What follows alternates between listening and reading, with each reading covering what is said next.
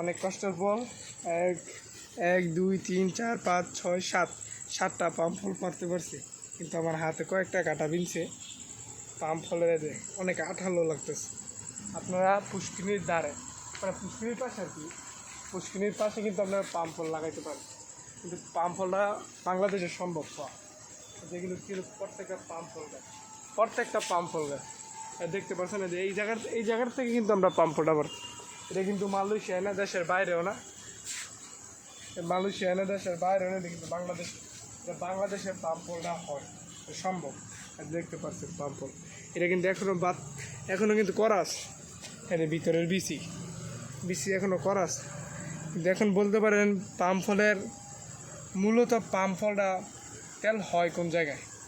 পাম ফলের তেলটা কিন্তু এই যে ভিতরে যে বিচিরা দেখতে পাচ্ছেন, এটার ভিতরে কিন্তু তেল হয় না। মূলত তেলটা হয় যে এটা থেকে, এটা এখন করা, এই জন্য তেলটা একদম হয় না।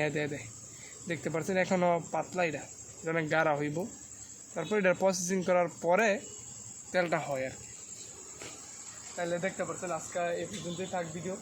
আরেকদিন যদি আপনারা দেখতে চান, দিনের বেলা এসে আপনাদেরকে ভিডিও বানিয়ে দেখাবো। কিন্তু এখন এই পাম ফলটাকে আমি এটা দিয়ে ছেঁচার পর দেখবো এটা কী হয়।